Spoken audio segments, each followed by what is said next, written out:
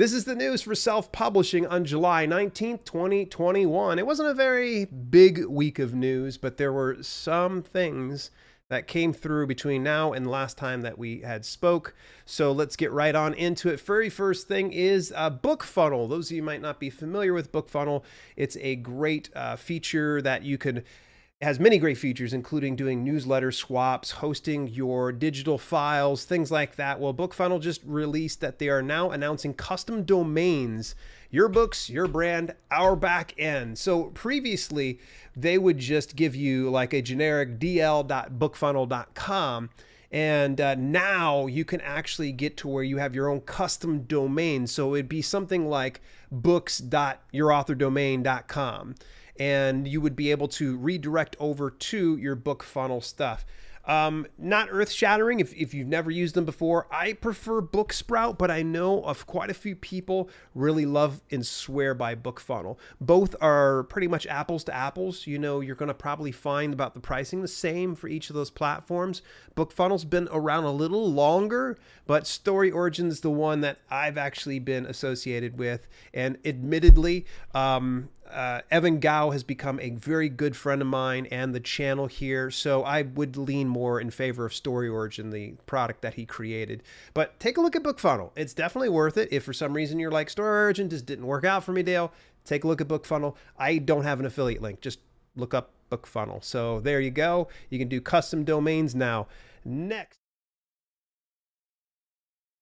item in the news. Not sure why I did that.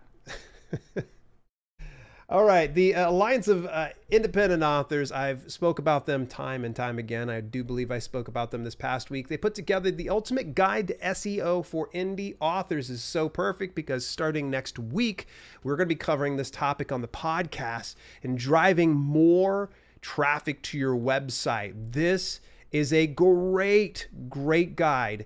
And it's something I would recommend that even if you are experienced in this business, go through, read it again, read something like this, humor me on this. You might find a couple little nuggets that you hadn't thought about or weren't aware of. And it never hurts to kind of brush up on some of these things.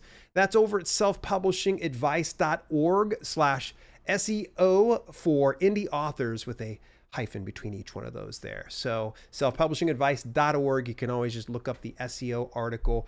It's a fantastic read and it's free to everybody that they want to go ahead. You don't have to be a member of ALLi in order to get that, although I'd say it is really a nice thing to have though. All right, moving on here. It was just announced this past week, the KDP Select Global Fund for June is $36.5 million. So it's been kind of fluctuating over the past year, I would say between about $35 to about $39 million.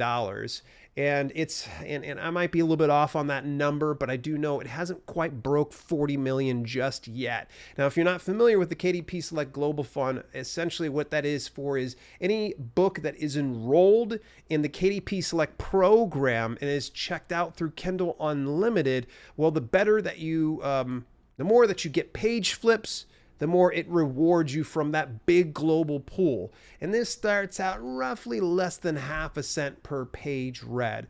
There's other benefits of the KDP Select Global Fund, including some of the All-Star Awards that they give outside of that pool of money to reward those that are performing really well on that. So $36.5 million, not bad. How many of you would like to see a piece of that pie? Let me know inside the comments for sure. And speaking of, I think that, you know, it's still a pretty good time to bring this on up. It is official.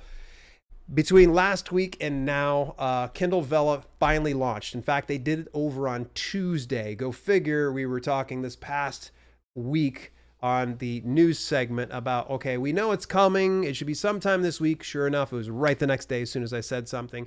I've heard some mixed results so far, some mixed feelings when it comes to Kindle Vella. There's some people that have said it appears that those with deeper backlogs of stories are getting a bit more favor there. And then some people said if they just put 2 or 3, they said they haven't seen jack squat. So it's still a little too soon for me to kind of weigh in on if this is a very good platform or if it's a very bad platform. All I know is it's an option for those of you that are using the Kindle Direct Publishing platform and want to look into episodic series. The landing page looks pretty stellar. I really like this. They show you featured in Kindle Vella, some of the people that are performing best. And the funny thing is, it's not all fiction. There are, as you can see, Hugh Howey's right here, with Death and Life, a biography, 20 episodes right here. And he's crushing it. Of course, Hugh Howey, big name. So top favorited, you can see here all the favorited ones. That's kind of a cool feature. Popular tags. So you want to look up something about romance, fantasy, adventure, magic, mystery, love, action.